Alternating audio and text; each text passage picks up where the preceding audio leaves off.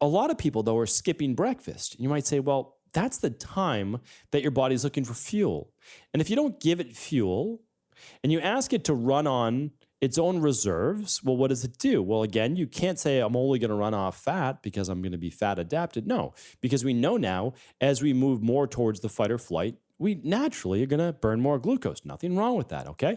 That's just how the human body works. That is, you can't switch that off, right? That is how the body works. And if the body doesn't work that way, it becomes very dysfunctional, and we end up sometimes with things like type 2 diabetes and dysautonomia, and I've done shows on those as well. So now, though, we start to move through the day. We're moving towards the end of the day. The body's becoming more relaxed. We're getting more into the parasympathetic. The sun's starting to set. All the things that are, again, supposed to happen naturally.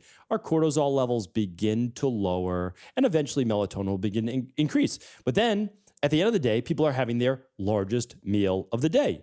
Well, now we start to move to the largest amount of fat burning towards the end of the day. And we have less of the need to burn glucose. Yet, many people's biggest meal of the day, and that has all the food in it, right, is a lot of times at dinner. So the issue, though, is we've just added more stress earlier in the day to the body just through natural work and movement and, taking care of everything that we need to for the day. But we've told the body that we're not going to give you any fuel then. We're going to use it. We're going to give you that fuel the second half of the day when you're already in more of a relaxed state. And then we are going to do what? Not have to use that fuel as much. We're just going to then repair all the tissue that we basically broke down and restore those glycogen stores. And so there's a couple of different ways of looking at this. You might say, well, when you're more relaxed, that's when it's a better time to eat. And I don't necessarily disagree with that. The problem is you're putting your body through quite a bit of stress by not fueling it when you're most stressed during the day, because those carbohydrates are one of the only things that actually helps to cut cortisol, cut stress levels, increase serotonin, increase GABA. These are all very important things for our nervous system if we don't literally want to burn out. So my goal for you is to simply think about this. It's just something to think about. You don't have to accept it. Again, these are concepts that I want to share that I hope with just a little bit of contemplation, not just even 10 minutes, but thinking about it over the course of a week or a couple weeks. Would it make more sense to take in the same amount of total calories you're taking in anyways? Let's just say it's 1,800 calories for the day.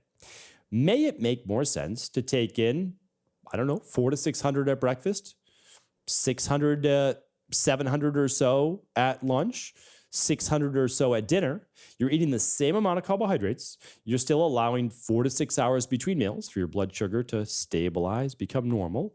You're still going to get anywhere between 12-hour and 16-hour fast overnight by stopping dinner at 6 o'clock and maybe not having dinner until 8 a.m. the next morning, which a lot of our clients do. That's 14 hours of solid intermittent fasting.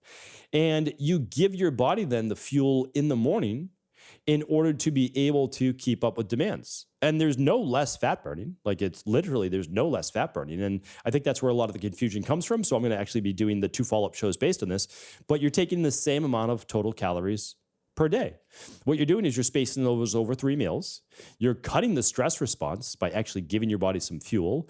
And you're using carbohydrates earlier in the day when your body has the most need for them rather than at night. Sure, those carbohydrates at night will restore and refill glycogen reserves, but why not use some of them when they're being asked to be used during the day instead of the stress-based process of stressing your body even more by saying we need to sound the alarm, produce more cortisol because we have low blood sugar levels. Now we're going to break down liver glycogen, and then we are going to raise blood sugar levels. Why not cut that off of the pass with a slow release of carbs at breakfast and lunch? And then at dinner, you can actually start to decrease your carbohydrate load since you're not going to be burning that many calories total, meaning over the course of a night. You'll just be burning your normal resting metabolic rate because you're at rest. So when your body needs more fuel, we give the body a little bit more fuel. This leads to a happier mind and a happier body because the mind is connected to the nervous system, and the nervous system is what innervates the body.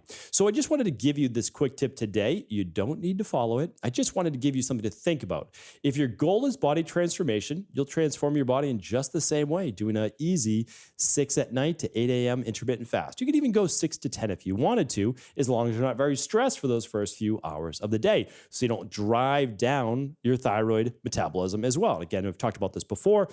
You can easily test these things with something called the stress hormone mood and metabolism lab right at home. But my goal for you is to understand that skipping breakfast may be the wrong decision and is most likely the wrong decision for many people. Skipping dinner would be far more advantageous than you're going to be going to bed in a few hours anyways.